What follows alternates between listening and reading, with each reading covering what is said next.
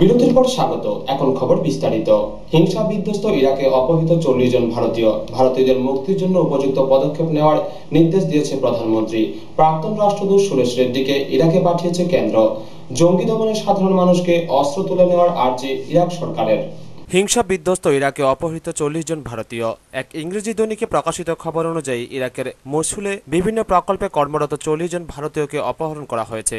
ঘটনার পেছনে জঙ্গি সংগঠন Islamic State of Iraq and লেভেন্টের হাত রয়েছে বলে সন্দেহ। পরিস্থিতির দিকে নজর রাখছে কেন্দ্র। ইংরেজি দৈনিকে প্রকাশিত খবর অনুযায়ী ভারতীয়দের মুক্তির জন্য উপযুক্ত পদক্ষেপ নেওয়ার নির্দেশ দিয়েছেন প্রধানমন্ত্রী। সংবাদপত্রে প্রকাশিত খবর অনুযায়ী অপহৃতরা সবাই নির্মাণ শ্রমিক। পরিস্থিতি সম্পর্কে প্রয়োজনীয় পদক্ষেপ গ্রহণ করতে কেন্দ্র প্রাক্তন রাষ্ট্রদূত সুরেশ রেড্ডিকে ইরাকে পাঠিয়েছেন। ইরাকের তিকরিটে কর্মরত 46 জন নার্সের নিরাপত্তা নিয়েও উদ্বিগ্ন কেন্দ্র। 14 জন নার্স ভারতে ফিরতে চাইছেন। 40 Indian workers from Tariq Noor Al Hoda Construction Company have been kidnapped.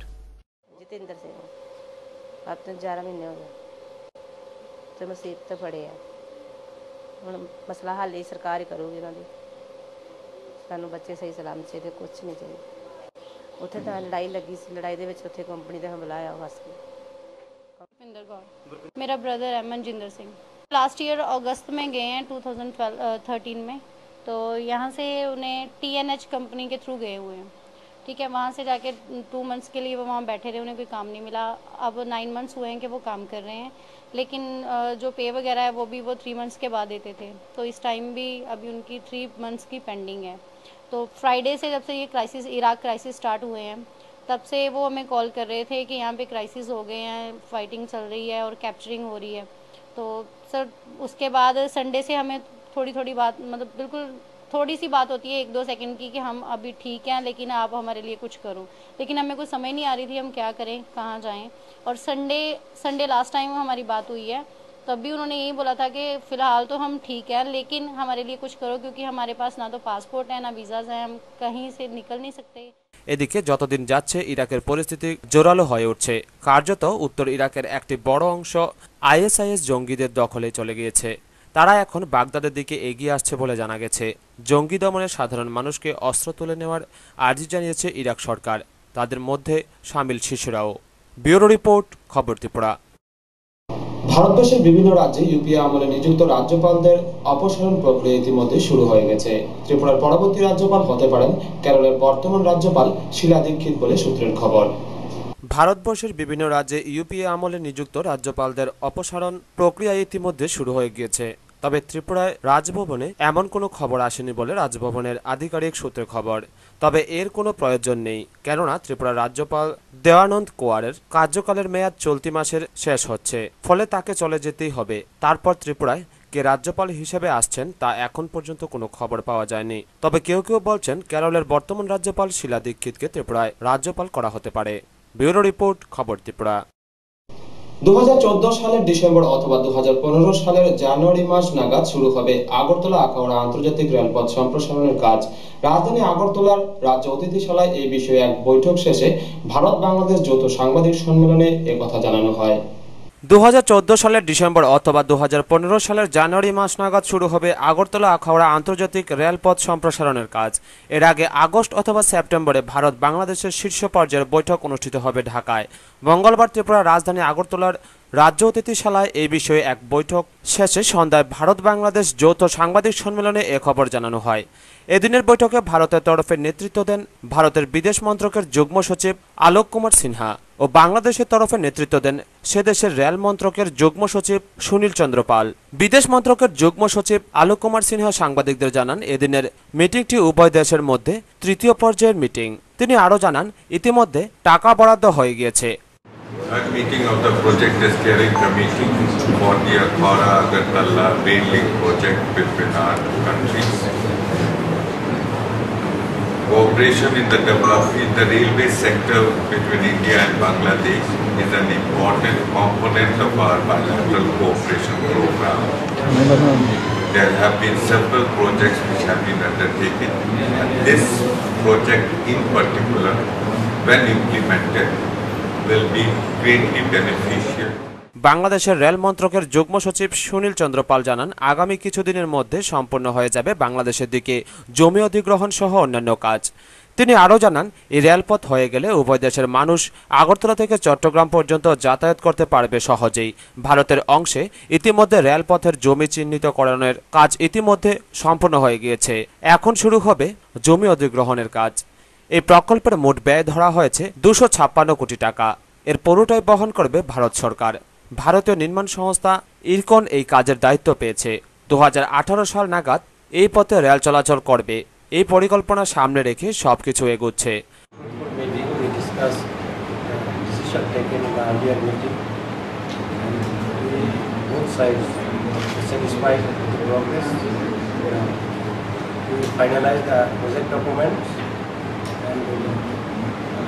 approval from the appropriate authority and then we discuss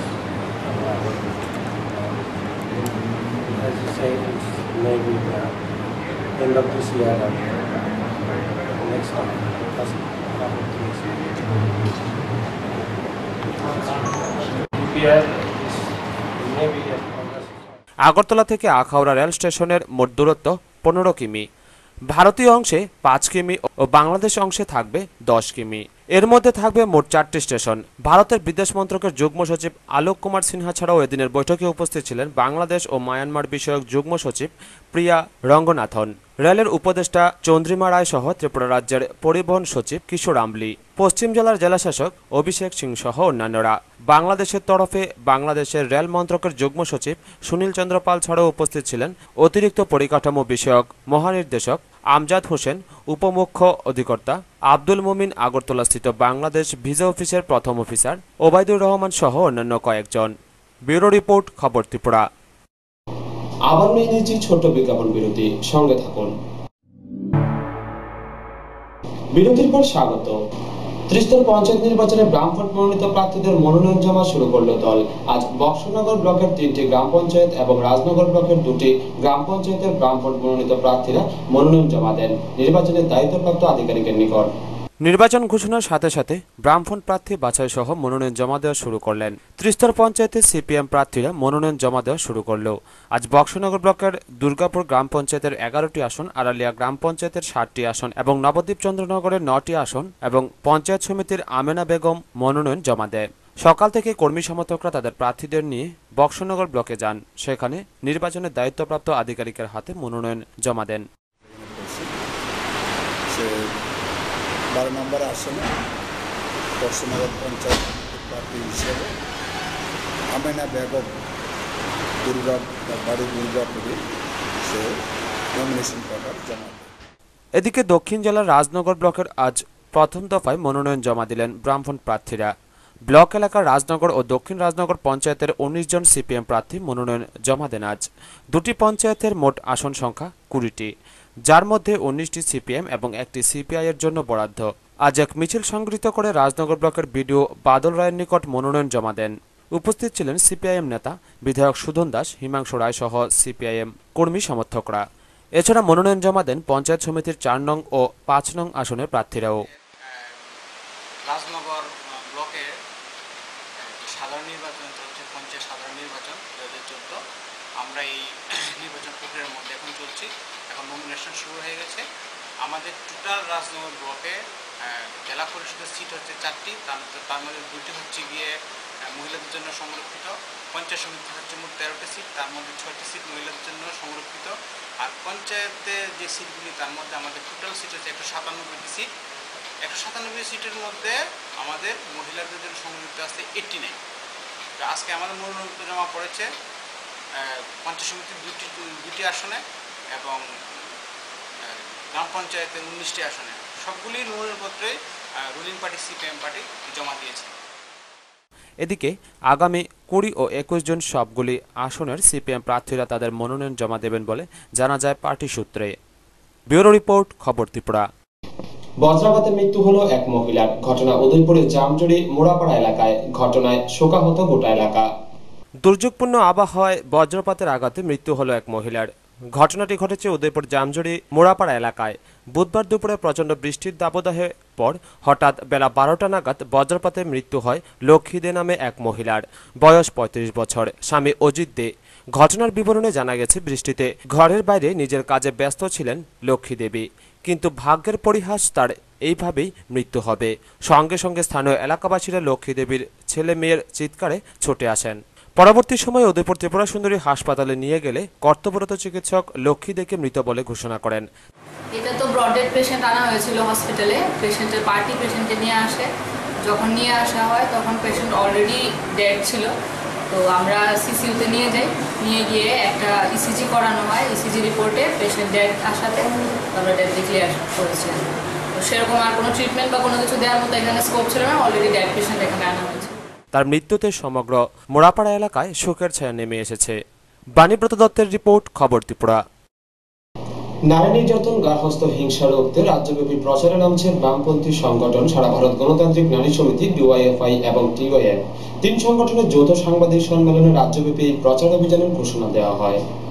নারীদের উপর উৎপীড়ন, গার্হস্থ্য হিংসা বন্ধে এবার রাজ্যব্যাপী প্রচার অভিযানে নামছে বামপন্থী 3 সংগঠন সারা ভারত গণতান্ত্রিক নারী সমিতি, ভারতের গণতান্ত্রিক যুব ফেডারেশন এবং উপজাতি যুব ফেডারেশন যৌথভাবে এই কর্মসূচি হাতে নিয়েছে। 20 জুলাই টাউন হলে 3 সংগঠনের যৌথ কনভেনশনের মধ্য দিয়ে শুরু হবে প্রচার অভিযান। থাকবে মুখ্যমন্ত্রী মানিক সরকার। নারীদের উপর উৎপীড়ন, গার্হস্থ্য হিংসা এবং নেশা সামাজিক অভিশাপের প্রতিবাদে গর্জে উঠুন, এই বার্তা পৌঁছে দেওয়া হবে গোটা রাজ্যে প্রতিটি মানুষের কাছে। মঙ্গলবার 3 সংগঠনের যৌথ সাংবাদিক সম্মেলনে রাজ্য থেকে অঞ্চল স্তরের কনভেনশনের ঘোষণা দেওয়া হয়। ছিলেন নারী সমিতির কার্যকরী সভানেত্রী কৃষ্ণা রক্ষিত, সাধারণ সম্পাদক সাংসদ ঝর্ণা দাস, কেন্দ্রীয় কমিটির সদস্য রেহানা বেগম ও রূপা গাঙ্গুলি, ডিওএফ রাজ্য সভাপতি পঙ্কজ ঘোষ এবং সাধারণ সম্পাদক অমল চক্রবর্তী সহ ছিলেন টিওয়াইএফ সাধারণ সম্পাদক রঞ্জন দেববর্মা। নারী সমিতির রাজ্য দপ্তরে হওয়া এই সাংবাদিক সম্মেলনে ধর্ষণ, ধর্ষণের পর খুন, স্কুল ছাত্রীকে পর্যন্ত ধর্ষণের ঘটনায় 3 সংগঠনের পক্ষ থেকেই উদ্বেগ প্রকাশ করা হয়। যৌন নির্যাতন, বধূ হত্যা ও মাদকদ্রব্য ব্যবহার বৃদ্ধি রোধে ব্যাপক সামাজিক সচেতনতা বৃদ্ধির উপর জোর দেন। নারী সমিতির রাজ্য সম্পাদিকা ঝর্ণা দাস বলেন, পুলিশ প্রশাসন এইসব অপরাধীর বিরুদ্ধে ব্যবস্থা নিচ্ছে। তাদের বিরুদ্ধে তীব্র ঘৃণা তৈরির কাজটা আমরা করব। এখানেও নারী নির্যাতন সংগঠিত হচ্ছে, তো এই নারী নির্যাতনের বিরুদ্ধে ধারাবাহিক কর্মসূচি নেওয়ার জন্যই আমরা উদ্যোগ গ্রহণ করেছি। আগামী 20শে জুন আগরতলা টাউন হলে আমাদের এই 3টি সংগঠনের উদ্যোগে যৌথ কনভেনশন অনুষ্ঠিত হবে।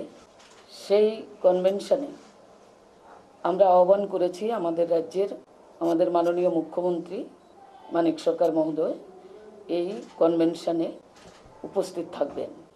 আমরা উদ্বেগের সঙ্গে লক্ষ্য করছি যে একটা সামাজিক ব্যাধিতে পরিণত হয়েছে এই নারী নির্যাতনের ঘটনা।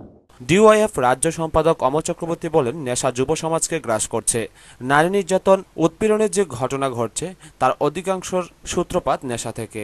নারী নির্যাতন ও নেশার বিরুদ্ধে ঘৃণা তৈরি করতে 15 সেপ্টেম্বর পর্যন্ত চলবে অঞ্চল স্তরে প্রচার।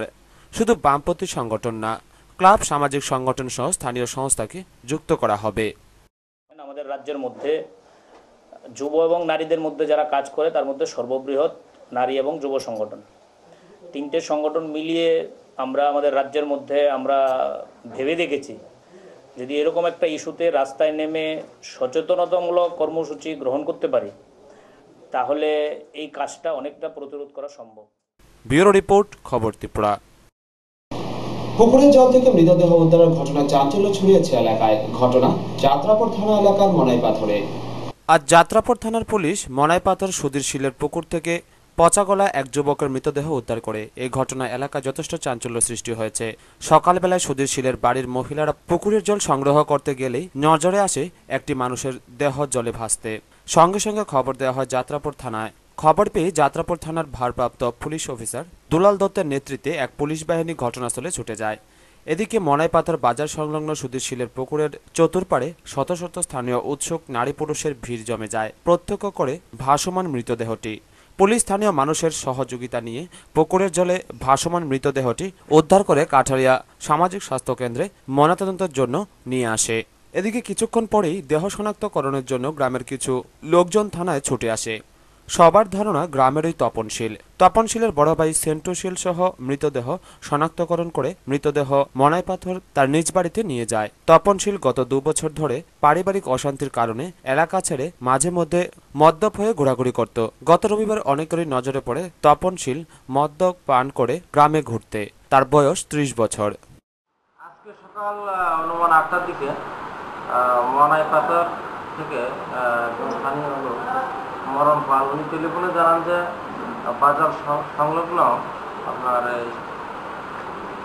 সুধীরচন্দ্র শিলের পুকুরে একটা মৃত আস্থা আছে। এই খবর পাওয়ার পর আমি এবং থানা থেকে অভিযান নিয়ে ওইখানে যাই এবং ডেড বডি আমরা উদ্ধার করে হাসপাতালে নিয়ে আসি। এরপরে ডেড বডি শনাক্তকরণ হয়। এখানে জানা যায় যে মৃত ব্যক্তির নাম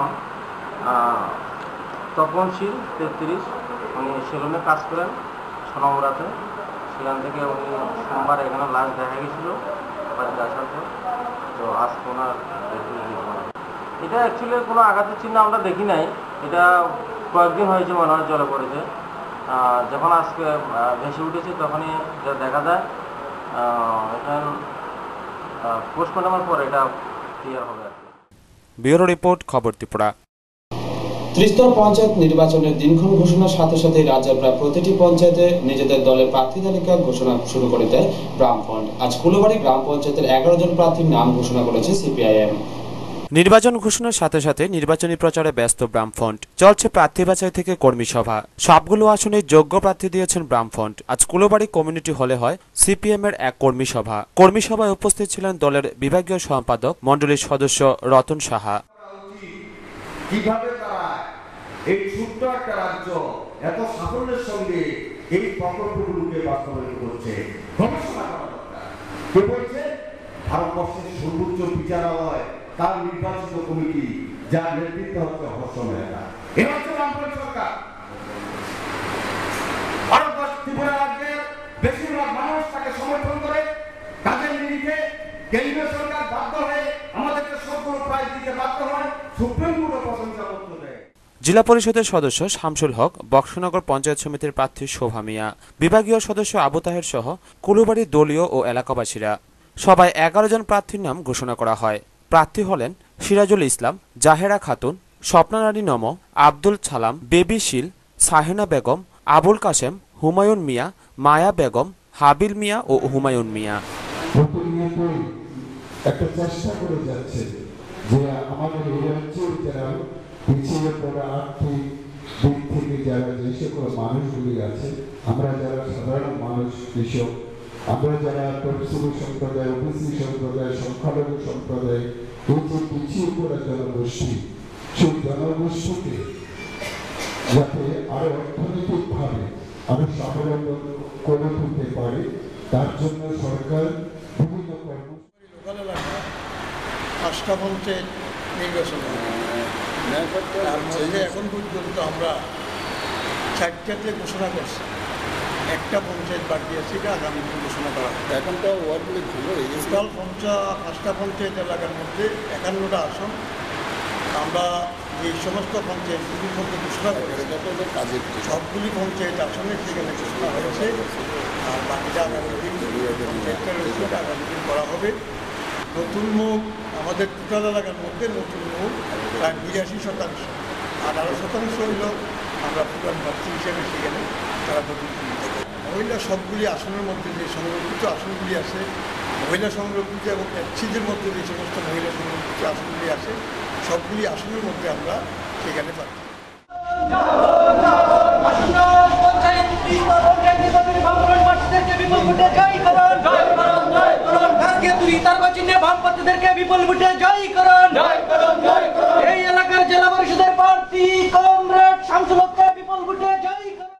ব্যুরো রিপোর্ট, খবর ত্রিপুরা।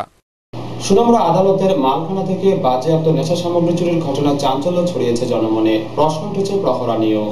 বাজেয়াপ্ত নেশা সামগ্রী চুরি। ঘটনার সোনামুড়া আদালতের মালখানা থেকে আজ সকালে দায়িত্ব পালনে পুলিশের লোকজনের চোখে ধরা পড়ে ব্যাপারটি। তা নিয়ে সাধারণে চাঞ্চল্য ছড়িয়ে পড়ে। জানা যায়, সোনামুড়া থানা এলাকায় বিভিন্ন সময়ে নেশা বিরোধী অভিযান চালিয়ে গাঁজা, ফেন্সিডিল সহ বিশাল বাজেয়াপ্ত নেশা সামগ্রী জমা হতো এ মালখানায়। কে বা কারা রাতের আধারে জানালার রড ভেঙে এই নেশা সামগ্রীগুলি নিয়ে যায়। এ নিয়ে কর্তব্যরত প্রহরীদের বিরুদ্ধেও কর্তব্য পালন নিয়ে প্রশ্ন উঠেছে। ঠিক কত পরিমাণ গাঁজা বা ফেন্সিডিল চুরি হয়েছে তার সঠিক পরিমাণ জানা যায়নি, তবে তদন্ত চলছে এ নিয়ে। ব্যুরো রিপোর্ট, খবর ত্রিপুরা। অবৈধ সম্পর্কের জেরে আবারও স্বামী দ্বারা নির্যাতনের শিকার হলেন এক গৃহবধূ।